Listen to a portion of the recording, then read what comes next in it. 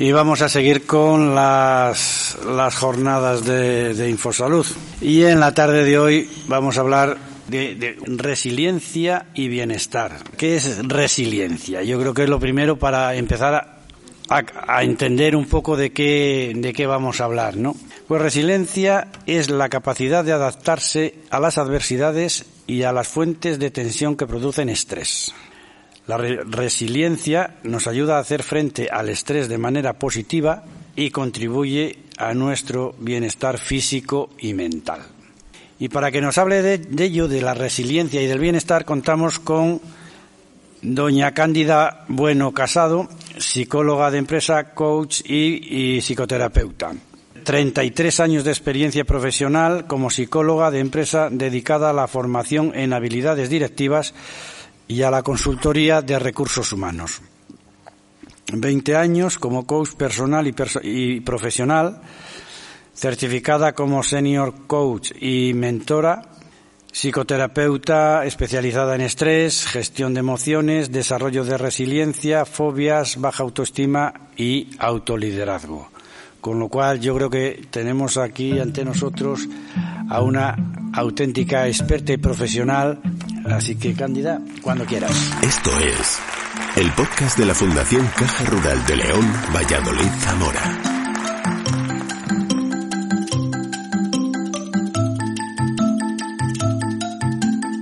Escucha la carta en las conferencias, la voz de los premiados, el argumento del autor. Investigadores, médicos, científicos, historiadores, músicos, creadores de cultura y arte, intelectuales de diversas ramas se convierten en divulgadores de conocimiento a través de este podcast. Bienvenido. Como decía, vamos a hablar de resiliencia, vamos a hablar de bienestar y sobre todo vamos a ver cómo aumentando el nivel de resiliencia vamos a poder aumentar nuestro bienestar físico, emocional, psíquico y, por ende, nuestra felicidad. Eso va a permitir que seamos o que vivamos la vida con más felicidad. El contenido de la charla va a versar sobre estas tres preguntas. La primera es ¿qué es la resiliencia? Como decía Feliciano, ese palabra que parece que está de moda. La segunda tiene que ver con cuál es la relación entre la resiliencia y el bienestar. Y por último, de lo que vamos a hablar es cómo podemos desarrollar la resiliencia. Para abordar el primero de los puntos, que es definir qué es resiliencia, pues voy a empezar haciendo una reflexión. Y la reflexión es la siguiente. ¿Qué es lo que hace que una persona que pierde a un ser querido y pasa por un proceso de duelo, que pueden ser 6 meses, 1 año, 2 años, consigue el pasar por ese proceso y, sin embargo, hay otra persona que también tiene una pérdida de un ser querido y, sin embargo, no consigue superar esa situación y cae en lo que se puede llamar un duelo patológico? ¿Qué es lo que hace también que un deportista, estoy pensando en Rafa Nadal o incluso en Carlos Alcaraz, ¿no?, que cuando parece que todo está perdido y que ya no hay nada que hacer y que van a perder el partido, saquen el coraje necesario para darle la vuelta a la situación y acabar ganando? ¿O qué es lo que hace que una persona que tiene un accidente y se queda tetrapléjico o parapléjico consigue morirse de viejo? Y resulta que hay otras personas que piden una muerte asistida o la eutanasia porque no soportan vivir de esta forma. Bueno, pues detrás de todo eso y de todas esas situaciones, lo que hay es una actitud resiliente. Y eso es de lo que vamos a hablar hoy, ¿no? Porque ¿hay alguna persona en la sala que pueda levantar la mano porque diga que en su vida no ha habido una situación difícil? ¿Una situación de adversidad? Bueno, si hiciera la pregunta de otra manera, probablemente todos levantaríamos la mano, ¿no? Y eso tiene que ver con la resiliencia, que sí que es un palabra que parece que está de moda, porque es que ahora se aplica a todas las cosas. O sea, se habla de resiliencia política, se habla de resiliencia económica y, bueno, solo tenemos que ver el plan de transformación y resiliencia del gobierno, ¿verdad? Sí, bueno, nosotros no vamos a hablar de esa resiliencia. Nosotros vamos a hablar de la resiliencia psicológica, es decir, de la capacidad que tenemos las personas de sobreponernos a las situaciones de adversidad. Pero vamos a definir el término, que como decía, parece que está de moda y es tan antiguo como la propia especie humana.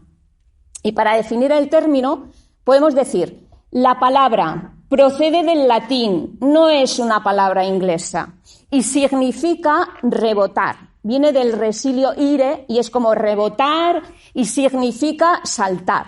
Por lo tanto, es la capacidad de comprimirse y de no doblarse. Es un concepto físico también, viene de la física. Dice, es la capacidad que tienen algunos metales de doblarse y no romperse. Ahora bien, se podría pensar que en la resiliencia no hay dolor. Claro que hay dolor en la resiliencia. O sea, pasar por una situación difícil y dura, pasas por una situación de dolor. A la hora de definir qué se entiende por resiliencia psicológica, vamos a utilizar la definición de una psicóloga estadounidense que murió hace unos años y que hizo una gran aportación al estudio de la resiliencia. Y esta persona se llama Edith Grothberg.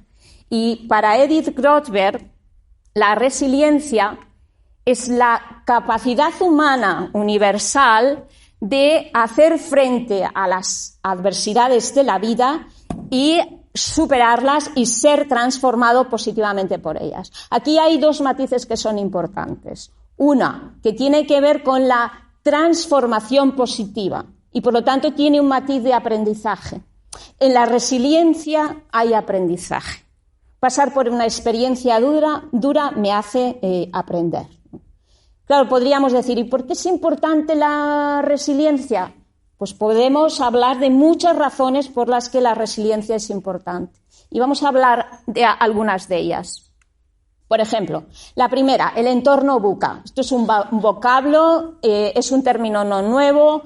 Probablemente las empresas y las organizaciones están más familiarizadas por el término. Sin embargo, podemos decir que esto tiene que ver con el entorno en el cual estamos inmersos. Tenemos un entorno que es volátil, ambiguo, hay una cantidad inmensa de incertidumbre y además hay muchísimo cambio. Y podemos decir, como decía Heráclito, que lo único que hay constante en esta vida es el cambio. La segunda razón es porque el Foro Económico Mundial recomienda a las empresas de cara al año 2025 que forme a sus trabajadores en resiliencia. Y luego ya empezamos a hablar de la pandemia por la que hemos pasado todos. Esa amenaza de un virus invisible que cambió y ha cambiado nuestras vidas. Los desastres, y enumero, los incendios que han asolado la provincia de Zamora este verano, con la cantidad de pérdidas. Y son pérdidas no solamente de patrimonio, son pérdidas de naves, de cosechas, de casas. Podríamos hablar de las inundaciones, pérdidas de casas también. O podríamos hablar también de pérdidas de seres queridos, de pérdidas de negocios, de trabajos, de parejas, ¿no? También podríamos hablar de accidentes e incluso de enfermedades. O sea, aquella persona que ha superado un cáncer, lo que dice es que su vida ha cambiado, que su vida es otra vida totalmente diferente, ¿no? Entonces, llegados a este punto, podemos ver que, evidentemente, si yo consigo aumentar mi resiliencia, es que yo voy a conseguir aumentar mi bienestar y voy a conseguir aumentar mi felicidad, ¿no? Hablar de resiliencia necesariamente significa hablar de estrés. No podemos hablar de resiliencia sin hablar de estrés. Y vamos a ver qué se entiende por estrés. Y el estrés es una respuesta de adaptación. Y es una respuesta de adaptación de lucha o huida ante una amenaza real o imaginada. Es, por lo tanto, una respuesta de supervivencia. Y si no tuviéramos estrés, estaríamos muertos. Así que bienvenido estrés, que gracias a que tengo estrés, eso me mantiene vivo. Claro que hay dos tipos de estrés. Hay un estrés que es puntual, que es un estrés bueno, que es el eustrés, y que es el que me mantiene, y que es el que yo tengo ante retos y ante desafíos. Y hay otro tipo de estrés que es el malo, que a veces es al que nos referimos, que es el estrés que se produce por una respuesta continuada. Por tanto, es un estrés de larga duración. Y ese estrés de larga duración es el que nos va a debilitar y puede hacer que enfermemos.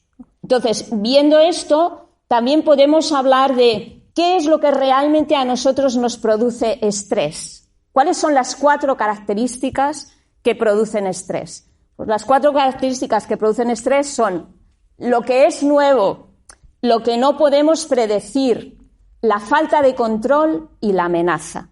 Pero no es algo que produzca el exceso de trabajo o la falta de trabajo. O sea, detrás del exceso de trabajo o de la falta de trabajo o de la falta de tiempo, lo que hay es una falta de control.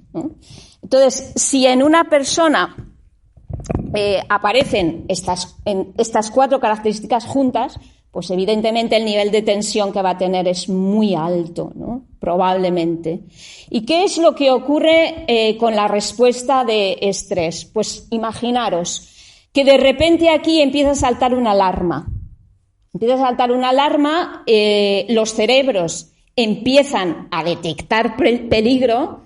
¿Y qué es lo que hace nuestro cerebro? Pues preparar a nuestro cuerpo para la acción. Y preparar al cuerpo para la acción es tenso músculos, dilato pupilas, empiezo a bombear más sangre, paro la digestión, porque realmente las funciones que en este momento necesitan sangre y necesitan oxígeno son funciones de supervivencia. Es decir, ¿cómo yo salgo corriendo de aquí porque hay un peligro?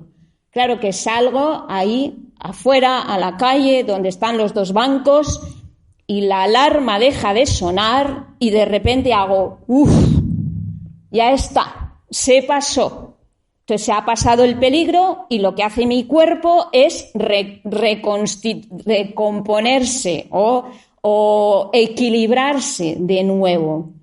Cuando eso no se produce, porque hay una respuesta continuada de estrés, lo que ocurre es que eso acaba desgastándome. Entonces, dentro de nuestro cerebro, ¿quiénes son los responsables de detectar esa alarma o esa respuesta de estrés? Pues mirad, en el centro del cerebro tenemos un tipo de cerebro, bueno, el cerebro es todo uno, pero es como si tuviera 3 niveles o 3 escalones, ¿no?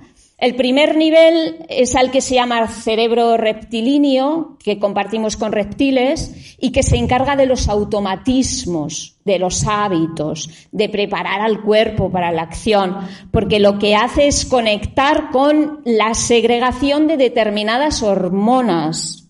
El segundo, que se llama sistema límbico, es el que compartimos con los mamíferos y es el cerebro donde están las emociones.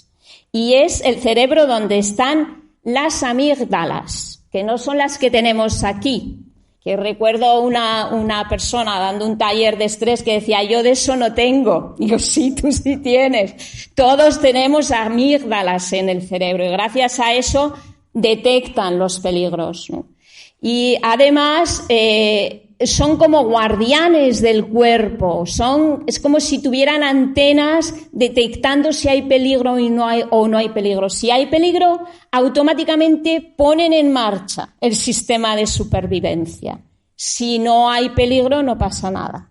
Por eso cuando una persona está sometida a una situación de estrés importante, se produce un bloqueo con la tercera parte del cerebro, que es el neocórtex, que es el responsable de pensar, que es el responsable de crear, de tomar decisiones. Y te puedes encontrar con una persona que dice, es que no me acuerdo de las cosas, Es que leo una página y no me entero de nada. Claro, pero si es que hay un secuestro amigdalar, si es que tienes a la amígdala que no deja que haya conexiones con el cerebro más superior, ¿no? Vamos a ver esto en un esquema. Mirad, tenemos un estresor que puede ser interno o externo, porque un pensamiento mío puede estarme creando estrés. Hay una valoración cognitiva en el cerebro de percepción de riesgo y entonces se activa la amígdala. Entonces hay también otra estructura que está al lado de la amígdala, que es el hipocampo, que es el responsable de la memoria.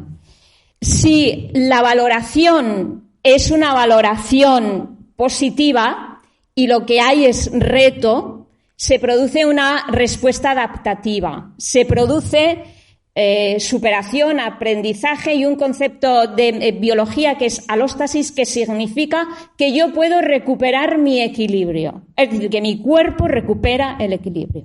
Ahora bien, si por el contrario lo que se produce es amenaza, lo que hay estrés, hay miedo y hay una respuesta inadaptada. Y si hay una respuesta inadaptada, no hay recuperación. Hay una carga alostática y, por lo tanto, no se produce la recuperación del organismo y eso lo que va a producir es muchísimo gasto de energía. Entonces, el tema es, si yo lo interpreto como un reto, no quiere decir que no tenga una respuesta de estrés, que la tiene, claro, ¿cómo no lo va a tener, no? Y aquí recuerdo una situación, es cuando hace años me hacen una propuesta para colaborar con una consultora holandesa y mi nivel de inglés era más bien poquito, muy poco. Y entonces pensé, bueno, lo dejo, no voy o voy. Y dije, pues allá que voy. Ahora, lo que sí os puedo decir es que me pasé 2 días con una carga de adrenalina en el cuerpo brutal, porque claro, es que yo tenía que entender y además tenía que hacer el proceso de traduzco del inglés al español continuamente, con lo cual la manera de que tu rendimiento o el cerebro esté rindiendo al máximo es con mucha carga de adrenalina. En este caso, yo tenía una respuesta de estrés, pero tenía una respuesta de buen estrés, no tenía una respuesta de mal estrés, ¿no? Vamos a ver también otra cosa, que es ¿qué relación tienen los pensamientos con las emociones y con la conducta? Y lo vemos en esquema. Tenemos un estresor. Os voy a poner un ejemplo. La semana pasada yo estaba trabajando con una persona en Murcia que me contaba. Yo tengo un colaborador al que le han suprimido, se ha quitado porque se necesitaba, por una propia necesidad del puesto de trabajo, pues le habían quitado una función que le gustaba muchísimo, que era la relación con los transportistas. Entonces él lo que había tenido es una reacción del tipo de un pensamiento de no piensan en mí, no me tienen en cuenta, no me valoran, no me reconocen. Esto es un pensamiento negativo, ¿vale? El pensamiento negativo siempre va a dar lugar a un tipo de emoción negativa, que puede ser desde la ira o la frustración hasta la ansiedad o incluso la depresión. Entonces, eso dará lugar ¿a qué? Pues a un tipo de conducta. La conducta puede ser una conducta de bloqueo, pero también una conducta de desmotivación, una conducta de a mí me da igual, o sea, me voy a limitar a hacer mi trabajo y me da exactamente lo mismo, y a una conducta de victimización. Con lo que yo he hecho por ellos y así me lo pagan, ¿vale? Entonces, claro, este tipo de pensamientos negativos siempre nos van a llevar a emociones negativas. ¿Dónde está la clave? Pues la clave está en que seamos capaces de afrontarlo de una manera positiva. Y el afrontamiento positivo lo que hará es sacar coraje y el resultado final será la resiliencia. Entonces, lo que podemos decir es que es una respuesta emocional adaptativa. No elegimos nunca lo que sucede. Sin embargo, sí que podemos elegir la respuesta que damos. Y en esa respuesta que nosotros damos, podemos hablar podemos decir que en la resiliencia hay una triple A. Y la triple A es la siguiente: aceptación, adaptación y actitud. La actitud siempre es un factor multiplicador. O sea, cuando yo acepto, me comprometo y me adapto. Si no acepto y estoy en una lucha, eso puede ser terrible. Y a veces es que nos encontramos en la lucha, de querer que las cosas sean de modo diferente. O estamos pensando que si cambiara mi marido, que si cambiara mi mujer, que si cambiara mi hijo, y si lo único que podemos es cambiarnos a nosotros mismos. Pero esa lucha, ese hacha de guerra, cuanto antes podamos dejarlo, mejor. O si reducimos la frecuencia del hacha, pues mucho mejor, ¿no? Tengo una amiga que le costó aceptar que su hijo, que es un médico, estudió medicina, había decidido hacerse sacerdote.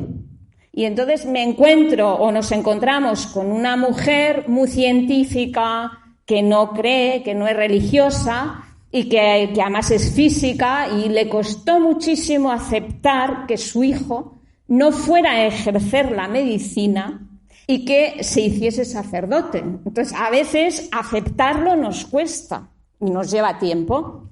En el momento que aceptamos, nos adaptamos y cambiamos la actitud, ¿no? Y respecto a este elemento de actitud, podemos hablar de un psicólogo inglés, William James, que lo que nos dijo es lo siguiente, y es que el mayor descubrimiento de mi generación es saber que un ser humano puede cambiar su vida cambiando su actitud mental. Otro de las aportaciones de William James tienen que ver con cómo nosotros podemos combatir el estrés. Y él dijo, la mejor arma contra el estrés es nuestra capacidad de elegir un pensamiento sobre otro. Por lo tanto, la estrategia es cambiar el modo de pensar. O sea, es cambiar el modelo de pensamiento. Es tener la posibilidad de ver el reto en lugar de ver la amenaza. A veces no es fácil. Yo estoy comentando estas cosas y a ver que el proceso no es fácil y que nos va a llevar tiempo y que no está exento de dolor. La resiliencia tiene que ver también con el dolor, porque si no, no va a haber un proceso de transformación. Eso tiene que ver un poco con cuando una mariposa se hace mariposa, la oruga pasa por un proceso doloroso. Pero es que hacerse mariposa pasa por ese dolor. Bueno, hasta aquí hemos definido qué es la resiliencia, hemos visto qué relación tiene la resiliencia con el bienestar físico, emocional y psíquico. Hemos visto también por qué es importante la resiliencia, y de lo que vamos a hablar ahora es del aprendizaje de la resiliencia. Es decir, vamos a intentar responder estas tres preguntas. ¿Se aprende a ser resiliente? Pues la respuesta es que sí. ¿Qué competencias o qué capacidades o qué características de personalidad están dentro de la resiliencia o de la competencia de la resiliencia? Y por último, ¿cómo identificar los recursos personales que cada uno de nosotros tenemos para ser más resilientes?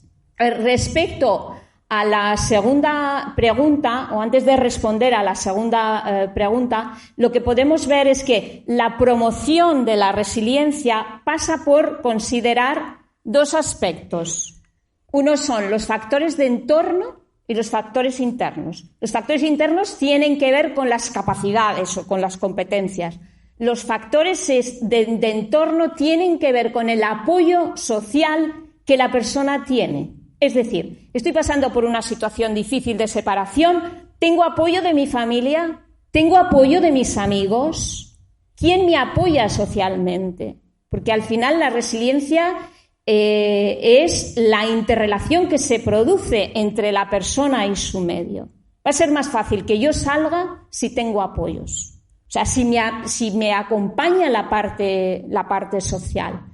Y si no hay apoyos, pues puedo pedir ayuda a un profesional. Pero esto es muy importante. La parte social es fundamental. Y luego vamos a ver lo que son los factores más internos que realmente tienen que ver con ese conjunto de capacidades y de competencias. Y vamos a ir viendo uno a uno. Uno, pensamiento positivo. Pensamiento positivo tiene que ver con la capacidad que tenemos de ver el vaso medio lleno, con la capacidad que tenemos de llegar a ese refrán que dice que más vale, vamos a ver, ahora se me ha ido el refrán, bueno, igual me viene y os lo cuento, que tiene que ver con la posibilidad de ver lo bueno que tiene lo malo, ¿no? Que tiene que ver con la posibilidad de vislumbrar un futuro. Ay, ya me he acordado del refrán, que es no hay mal que por bien no venga, ¿vale? No hay mal que por bien no venga. Lo que pasa es que cuando estamos en el proceso, como que no vemos el bien, lo único que vemos es el mal, ¿no? Tiene que ver también con lo que decía, con la importancia que tiene el pensamiento. Y es que nuestro pensamiento también crea un poco nuestra realidad. Y tiene que ver un poco con la biología de la creencia. Es decir, si yo creo en algo, es bastante más probable que eso lo pueda hacer realidad. Yo tengo que ser positivo con la vida, ¿no? Porque tengo que dejar atrás el catastrofismo, el victimismo, ¿no?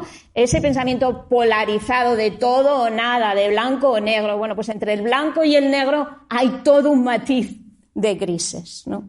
Gestión de emociones. O sea, esta parte tenemos... Las emociones son energía, las emociones son motores.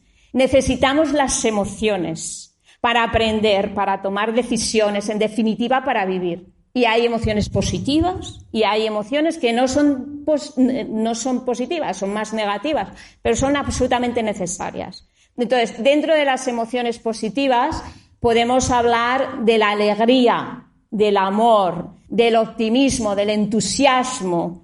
Y dentro de lo que son las emociones más negativas, pues hablamos de la tristeza, hablamos de la decepción, hablamos de la ira.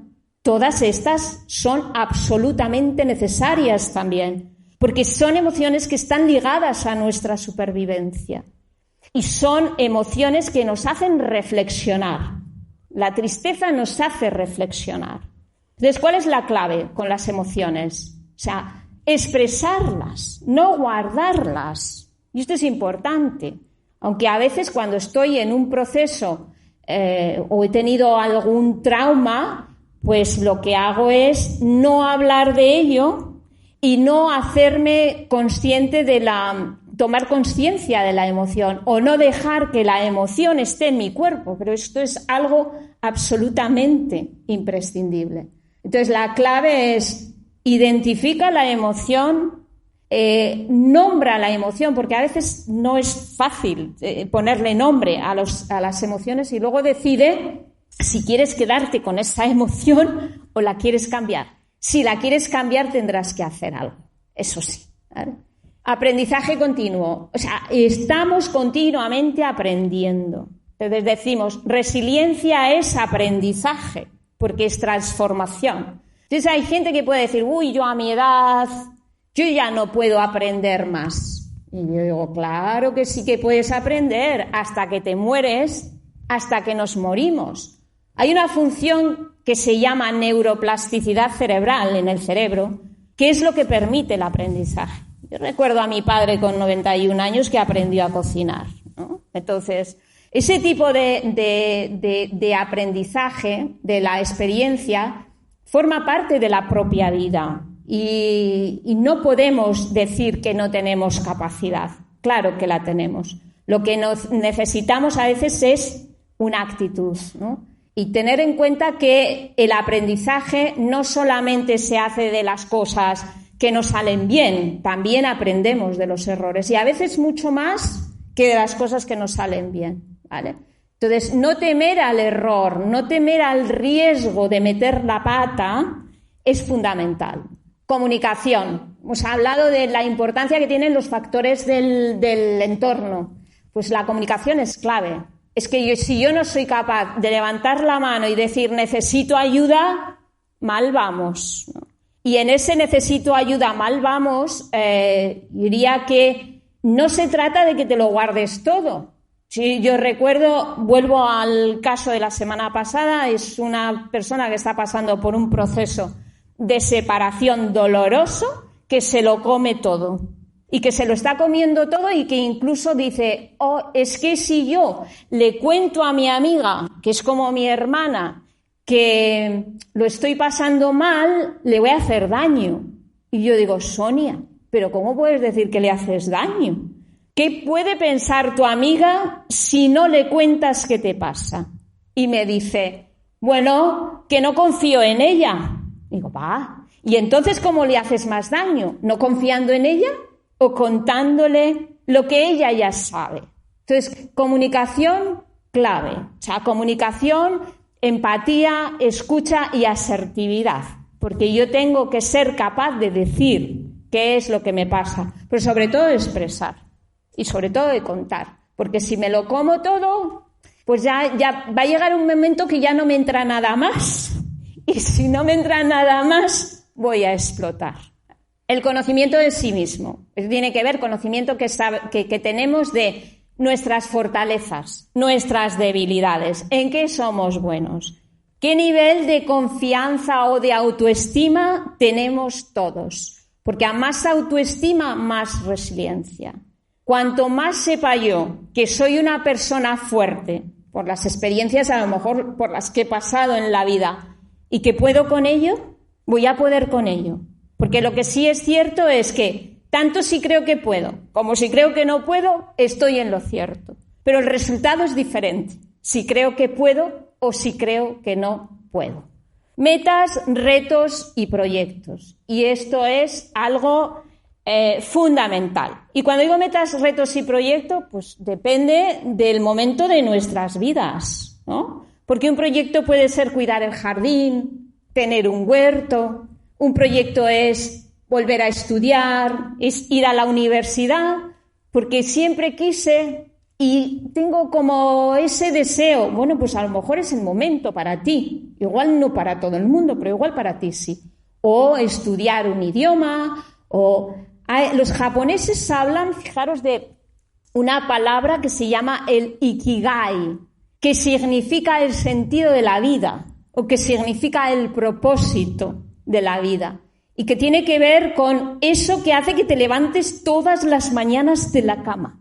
Y si no tienes algo que te levante, has de buscarlo. Pero tiene que ver con cómo te forjas algún proyecto que te dé ilusión, que te dé entusiasmo, que te dé vida, en definitiva. Solución de problemas y toma de decisiones. Bueno, pues tiene que ver con la capacidad de ver que el problema tiene solución, que el problema es algo que podemos abordar. Y pensad en una cosa, no es posible no tomar decisiones. Cuando no decido, estoy decidiendo no decidir. Yo recuerdo que tenía un jefe, cuando empecé a trabajar, que me decía, mira, Candy, más vale un error que una indecisión. Tú decides siempre, porque si decides, aprendes. Si no decides, no aprendes. Entonces, quitemos los miedos a que me puedo equivocar, porque es precisamente la equivocación, entre comillas, equivocación, o el resultado que no buscas, el que te va a permitir aprender. Y tolerancia al estrés. Hemos hablado de lo que es el estrés, pero ahora de lo que vamos a hablar es de qué cosas podéis vosotros hacer para restaurar el equilibrio. Bueno, cosas como seguir la regla del 8x3. Y la regla del 8x3 es 8 horas para dormir, 8 horas para trabajar y las 8 restantes para comer, para estar con la familia, para estar con los amigos. Claro, si yo soy una persona que estoy jubilada, pues las 8 horas de trabajo las tengo que hacer en esas actividades que a mí me gusten más. Me voy a pasear, me cuido de mi mascota. Eso es fantástico, maravilloso, cuidar de las mascotas. porque el cuidado de las mascotas hacen que segreguemos una hormona que se llama oxitocina, que es la hormona del amor y que es un antídoto frente a tanto cortisol, que es la hormona del estrés, ¿no? El estar con amigos, el compartir tiempo, estar con las amigas, me voy a tomar un café con ellas, me tomo unas cervezas, o sea, ese tipo de cosas son cosas que nos ayudan a regular el nivel de estrés. Por supuesto, el control de pensamiento o el cambiar el pensamiento del que hemos hablado. Y también el yoga, la meditación o el mindfulness, ¿no? Porque eso nos va a ayudar a tomar conciencia de nuestro cuerpo, a poder incluso observar los pensamientos y ver que el pensamiento no es algo con lo que yo me identifique, es decir, el pensamiento va cambiando. Puedo llegar a observar incluso hasta mis propias emociones, a tolerar mis propias emociones. Y al final, a lo que me ayuda es a entender la vida y a disfrutar del momento presente, porque es lo único que tengo. O sea, el pasado, si estoy centrada en el pasado, me produce mucha depresión. Y si me centro en el futuro, muchísima ansiedad. Con lo cual, lo único que realmente tengo y de lo que puedes disfrutar es del aquí y del ahora. Porque es la vida que tengo en este momento. ¿Qué más cosas podéis hacer para regular el nivel de estrés? Pues utilizar el sentido del humor, reíros hasta de vosotros mismos, utilizar la sonrisa, incluso forzada, da igual, si no sale, forzamos la sonrisa. Porque cuando sonreímos, enviamos un mensaje al cerebro que dice, yo estoy bien. Así que os invito a que sonriáis, aunque sea de manera forzada. Otra cosa que podemos hacer, cuidar la alimentación. Es decir, hay determinados alimentos pues, que me van a ayudar. Es decir, que si estoy con muchísimo estrés o estoy un poco baja, pues necesito triptófano, porque eso es lo que va a hacer es aumentar mi nivel de serotonina. Entonces, come plátanos, come pollo, come huevos, come chocolate, poquito, porque si no quieres engordar, pues entonces más bien poco chocolate. Pero el chocolate es muy bueno también para aumentar el nivel de serotonina. Vale, llegados a este punto, hemos hablado de competencias y de capacidades para desarrollar la resiliencia. Lo que vamos a ver ahora tiene que ver con cuáles son los recursos o una herramienta que me puede ayudar a abordar una situación de adversidad. Y se trata, esto es una aportación que hizo Edith Grothberg, y se trata de identificar lo que soy yo, lo que tengo y lo que puedo hacer. Entonces, voy con el caso de Sonia. Sonia está pasando por una situación de separación muy complicada y muy difícil. Y Sonia puede decir, ¿yo qué soy? Soy una persona fuerte, muy fuerte. Una persona que ha atravesado situaciones en su vida mucho más duras, mucho más difíciles. ¿Y qué tengo? Pues tengo un grupo, de personas. Tengo a mis padres, tengo a mis hijos mayores, tengo a mi amiga que me apoya, que me soporta emocionalmente. ¿Qué tengo también? Un trabajo que me apasiona, que me encanta, con el que disfruto mucho. Un equipo de colaboradores maravillosos. ¿Y qué puedo hacer? Pues puedo cambiar mi forma de pensar con respecto al apoyo. Puedo hacer también algo que está haciendo, que es unirse a un grupo de WhatsApp que lo que hacen es quedar para cenar, para comer o incluso para hacer excursiones. Pero ya sabe que tiene que establecer otro tipo de relaciones sociales para poder vencer su soledad. Y también cambiar qué entiende por soledad, porque vivir solo no significa que estés solo. Bueno, pues llegado aquí me vais a permitir que termine con dos lecturas.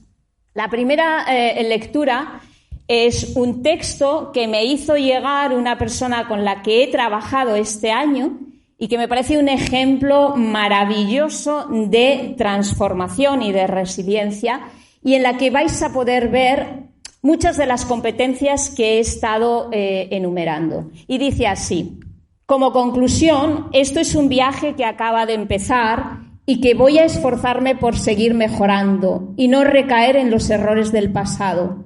Sé que la clave es confiar más en mí, creerme que soy válida y que puedo hacer más cosas de las que creo, verme con otros ojos, no juzgarme, ni culpabilizarme, ni sentirme responsable de todo. Vivir el ahora, ser positiva y afrontar las nuevas actuaciones como retos y posibilidades de mejora, no como un peligro que me crea miedo y ansiedad. Dejar atrás el perfeccionismo, ser más proactiva y tomar mis propias decisiones, porque no decidir es dejar que lo hagan los demás por ti. Me queda un largo camino, pero seguro que estará lleno de cosas buenas y experiencias enriquecedoras. A descubrirlo. A mí, cada vez que lo leo me sigo emocionando, porque me parece un proceso de transformación y de resiliencia impresionante. La segunda de las lecturas con la que quiero acabar con vosotros, bueno, no quiero acabar con vosotros, sino quiero acabar la charla, es un cuento. Y es un cuento que yo descubrí en un libro sobre el pensamiento de Einstein y que habla precisamente de la adversidad, ¿no? Está en un aforismo que dice: la adversidad muestra al ser humano lo que realmente es. Y bueno, me he permitido también incluir otro de Séneca que dice que la adversidad es ocasión de virtud, ¿no? Entonces voy a leer el cuento. Vale, el cuento dice así: un relato popular cuenta que una muchacha se quejaba ante su padre acerca de la vida y que las cosas le resultaban muy difíciles. No sabía qué hacer para seguir adelante y creía que se daría por vencida. Estaba cansada de luchar. Parecía que cuando solucionaba un problema aparecía otro.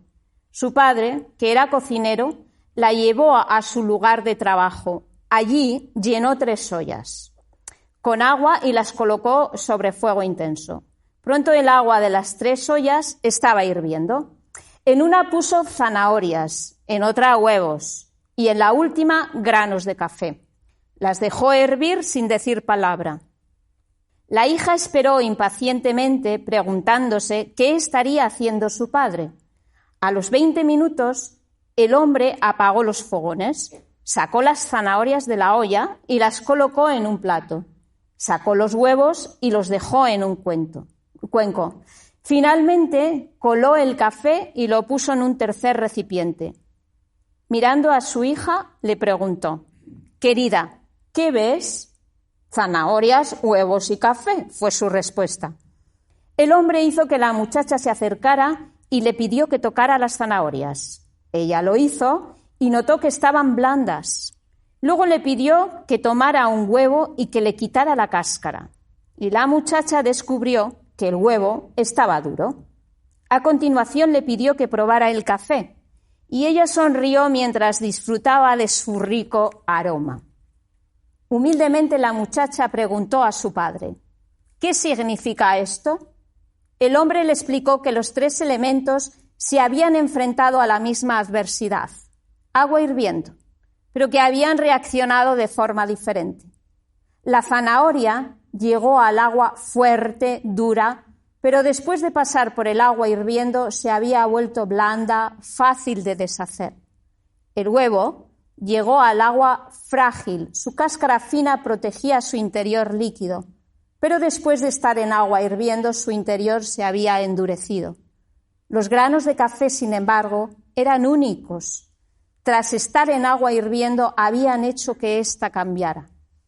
«¿Cuál eres tú?», preguntó el hombre a su hija. «Cuando la adversidad llama a tu puerta, ¿cómo respondes? ¿Eres como una zanahoria que parece fuerte, pero te vuelves débil y pierdes fortaleza cuando la adversidad y el dolor te tocan? ¿Eres como un huevo que comienza con un corazón maleable, fluido, pero que luego se vuelve duro y rígido?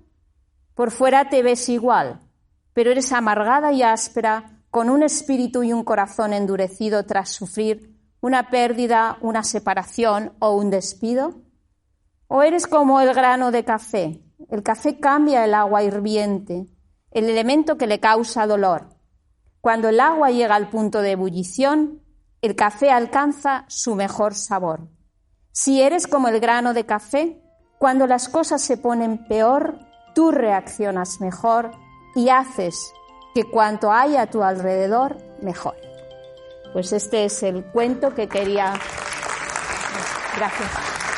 Gracias. Bueno, muchas gracias. Veo que os ha gustado el cuento. Bien. Con esto yo termino, no sin antes decir un par de cosas. Uno, recordar que cuando la noche se hace más oscura es justamente antes del amanecer. Y también deciros que si habéis encontrado alguna idea, si algo os ha llamado la atención, pues sí que os pediría que iniciarais a lo mejor un pequeñito cambio en vuestra vida. Es decir, os invito a que esa idea pues la podáis aplicar a vuestra vida.